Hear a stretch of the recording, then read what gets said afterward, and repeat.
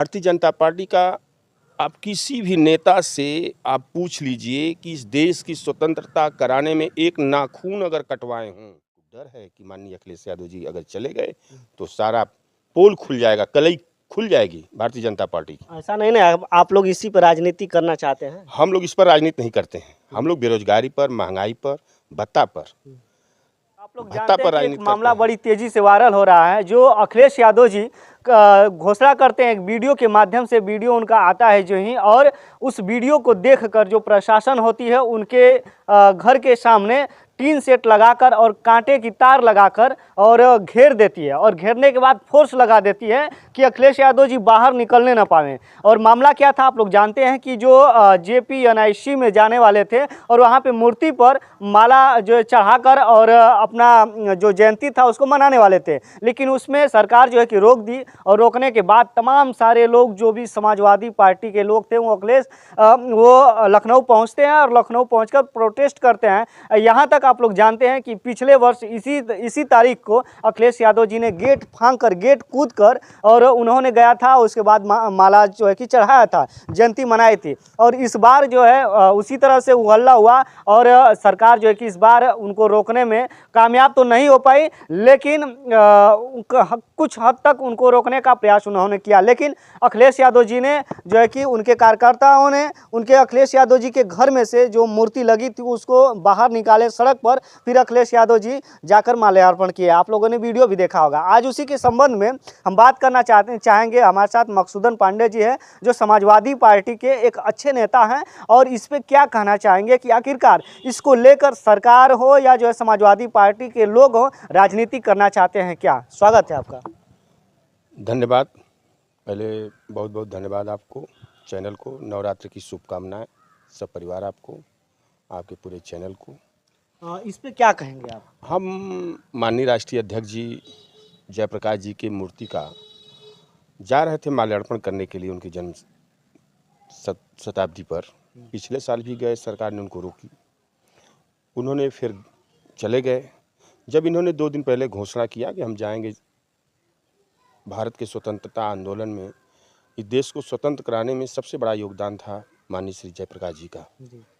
आंदोलन में जननायक नेता थे, और उनके तिथि पर, उनके पुण्यतिथि पर, उनके जन्म शताब्दी पर उनको माल्यार्पण करने से रोका जा, और आप भारतीय जनता पार्टी के लोगों को वो त्यौहार मनाएंगे, दशहरा मनाएंगे। और समाजवादी पार्टी के माननीय राष्ट्रीय अध्यक्ष जी, आप सूबे के पूर्व मुख्यमंत्री हैं माननीय श्री अखिलेश यादव जी, उनको माल्यार्पण करने से रोका जा, ये तो भारतीय जनता पार्टी की घिनौनी राजनीति है। इस तरह से करने से माननीय अखिलेश यादव जी डरने वाले नहीं हैं। और उन्होंने, जब ये नहीं हुआ, पूरे समर्थक जुट गए, और पूरे उत्तर प्रदेश में समाजवादी पार्टी के कार्यकर्ताओं के अंदर एक रोष है, एक उनके अंदर उतावला है कि माननीय अध्यक्ष जी का जो आदेश हो उसका हम लोग पूरे कार्यकर्ता मन से पालन करेंगे। अच्छा, ये लोग क्यों रोक रहे हैं इस माल्यार्पण करने के लिए, जन्म जो जयंती है उसको मनाने के लिए क्यों रोक रहे हैं? असल में भारतीय जनता पार्टी का आप किसी भी नेता से आप पूछ लीजिए कि इस देश की स्वतंत्रता कराने में एक नाखून अगर कटवाए हों तो आप बता दें, उनसे पूछ लीजिए। वो भी तो इसी देश के लोग हैं। देश के हैं, लेकिन उनका स्वतंत्रता संग्राम, इस देश में स्वतंत्र कराने में इनका कोई योगदान नहीं है। एक बाल कहीं इनका कटा हो, चाहे एक नाखून कटवाए हों देश के प्रति, तो ये बता दें। कोई स्वतंत्रता संग्राम सेनानी है इस भाजपा के अंदर? तो अभी संजय यादव का एक बयान आया था, संजय सिंह का बयान आया था। उन्होंने कहा है कि जो गांधी जी को मारा उसके साथ ये लोग थे, भारतीय जनता पार्टी के लोग। एक नाथूराम गोंड तो इन्हीं के इशारे पर, RSS के इशारे पर, भाजपा के नेता के इशारे पर महात्मा गांधी की हत्या कर दी गई थी। आज राष्ट्रपिता महात्मा गांधी इस देश में नहीं होते तो मेरे देश की क्या स्थिति होती, आप सारे लोग जानते हैं। आप बताइए, पंडित जवाहरलाल नेहरू ने, आज तक इतिहास देख लीजिए, जो भी देश का प्रधानमंत्री हुआ, हमारे देश में कोई न कोई मील कारखाना बना।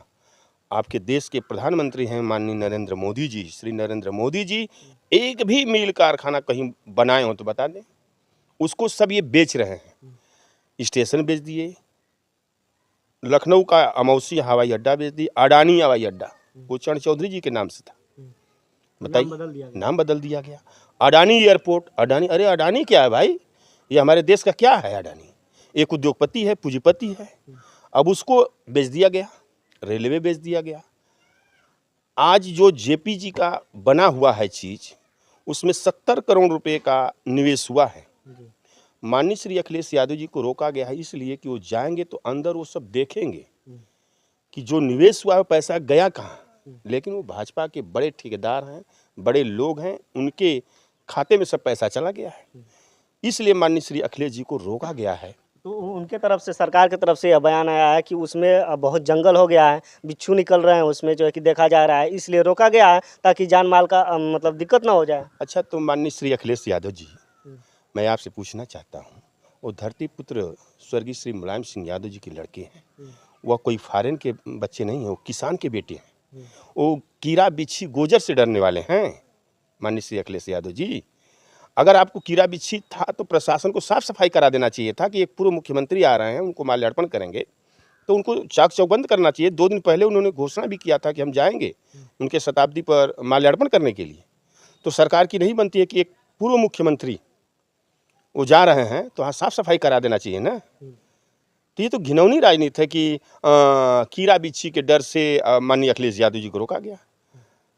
माननीय अखिलेश यादव जी इसी धरती के बालक हैं, इसी धरती के पुत्र हैं। कीड़ा बिच्छी नहीं जानते हैं, जंगल झाड़ नहीं देखे हैं, आंदोलन किए हैं, संघर्ष किए हैं, लेकिन नहीं, ये भारतीय जनता पार्टी को डर है कि माननीय अखिलेश यादव जी अगर चले गए तो सारा पोल खुल जाएगा, कलई खुल जाएगी भारतीय जनता पार्टी की। ऐसा नहीं ना, आप लोग इसी पर राजनीति करना चाहते हैं? हम लोग इस पर राजनीति नहीं करते हैं। हम लोग बेरोजगारी पर, महंगाई पर, भत्ता पर राजनीति करते हैं।